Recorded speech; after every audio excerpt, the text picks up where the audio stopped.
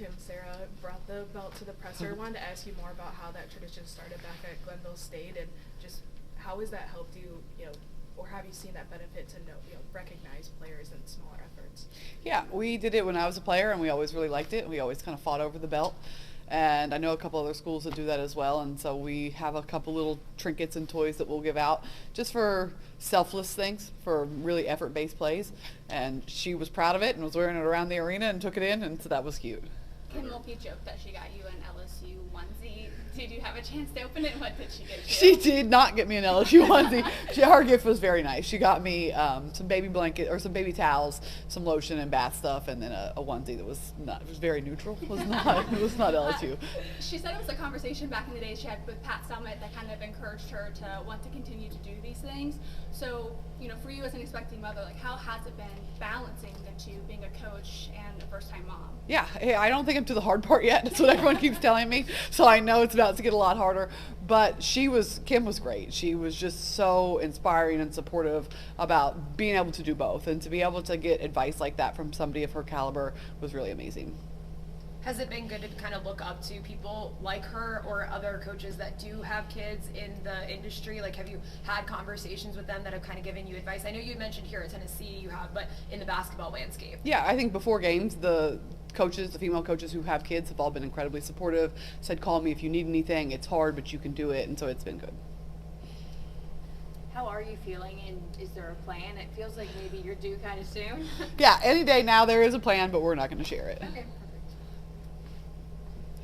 The hand grabber when Sarah Puckett. Yeah, so is that not what you want to call it? No, so, and first and foremost, it's the Hamburglar from McDonald's, but they're so young that they don't know what the Hamburglar is. And I was going to interrupt her and go off and say, you are too young to not know what the McDonald's toys are. But no, it was the Hamburglar, but bless her heart. I saw your face, I was like, I don't think that's what It's not it, but. You mentioned on the radio that you felt like the defensive pressure wasn't consistent enough. It felt like there were times maybe in the press where their traps didn't come, or just could you expand on that? Yeah, I think we were just a little bit lethargic the whole game. Didn't really have a lot of pop or juice to us, which is something I really wanted. Coming off of the games that we came off of, we're going to go watch the film now, but I mean, we had allowed easy entry after easy entry, didn't really get a whole lot of turns. Our half-court defense was better, but our full-court pressure was not where it should have been.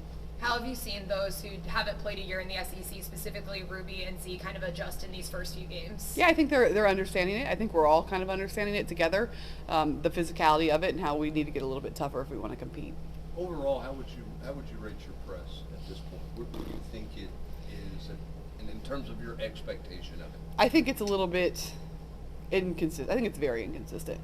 I think there's times we turn it on, and there's times it's just not there, and we're just kind of out there just to be out there. My theory is we press really hard when we're hitting shots, and when we're not really doing it the way we should be doing it. Do you think that's common as people adjust to it, as offense has an effect? I do. I think it's just human nature, right? You score, you get a little extra adrenaline, and you want to press a little bit harder. Do you feel like sometimes maybe there's hesitancy with if maybe they get beat over the top, maybe they're more hesitant caught in the middle at times? I think we're past that. I think there was a lot of times where if our front row went, we didn't trust our back row. I think we are starting to trust our back row a little bit more. So I think it's more of, are we getting turns up top? Is there any way you can shift that out of human nature, and even if you aren't hitting shots, to still have an effective press? Like, how do you coach that to them? Yeah, I think they do it when they're down. And so just finding a way to get them to do it for 40 minutes, which is hard. How would you maybe evaluate the offensive rebounding? It seemed like there was an opportunity for that margin to be a little bit bigger against Arkansas type of team, but is it where you wanted it to be? No, I think it still could have been better. I think it needs to be better, especially as we play Mississippi State. I think they only allow 8 offensive rebounds a game, so we really just need to make sure we hone in on that today at practice. I know you said that you feel like one of the most frustrating things about this team is that they don't play 4 quarters. What have you kind of been focusing on the last couple practices to communicate that message? We've just been trying to coach harder all practice long, and so as opposed to just saying we're not going to coach this or let's just move on to the next drill, of making sure that they get it before we move on. How have you seen them respond to that harder coaching, especially as this slate? They can take it. They can take hard coaching. There's no reason. They have been able to from the very beginning. Talked about Talasia being aggressive, finding her spots. You feel like that was more so what you're looking for against against Arkansas? Yeah, I think so. Hopefully she can build on that. What do you feel like is the next step for the offense at this point? I know Sunday just felt like it's hard to really gain momentum in that area or feel really fluid? Do you see anything that sticks out about the next step for them? Yeah, I think we still need to score more in transition, and that's just identifying roles and having people that will run in transition and go get easier buckets, push pace a little bit more, because as we go, the half-court defense we're going to play against is going to get harder and harder, so making sure that we're making people guard us downhill. What's the challenge of this week as you kind of settle into the grind of the season? I mean, last week you had 2 top 10 teams at home, and it probably a little easy to get juice. How do you make sure school's getting ready to start back? How do you get settled into the grind to make sure everybody understands the significance of every game you play? We just do it all the same. Every game we treat the exact same. We're in a routine. We're in a pattern now, and they should be focused, especially when we're at home, every game to show up and play hard. You've ran into several former players of Pat and coaches who have coached against Pat so far this season. Just any news stories that you've heard that they've shared? Not that I can think of. Favors had a couple of games where she's seen early minutes. What is she giving you in practice, whether physicality or otherwise, that has led to that? Yeah, she's our best offensive rebounder. She'll go in there and guard. She's tough. She's physical. She'll push people around. And when we're at a point right now where we need toughness, she brings that. You mentioned the offensive rebounding in Mississippi State. What else stands out about them this week? They're incredibly talented. They're going to go in transition. Their half-court defense is really good, so it's going to be a really tough matchup for us.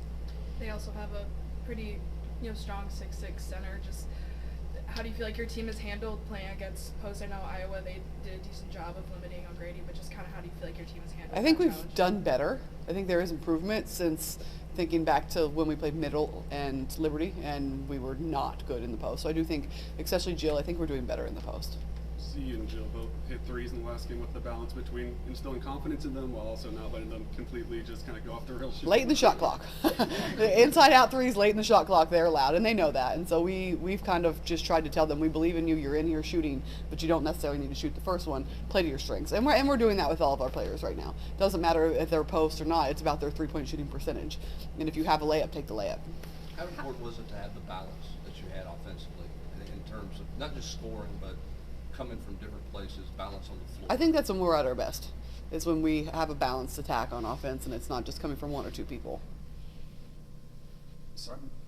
Samara, 8 assists, 0 turnovers. How important is it to keep those turnovers down for her? Good. It's really important for our whole team. I think that's caused us a lot, and they've been unforced turnovers. Our first quarter, we had a lot at Arkansas, and just making sure that we clean those up. Play a little bit slower, and it's just we're trying to do it all at once. Thank you, Coach. Thank you, guys. Thank you. Appreciate it.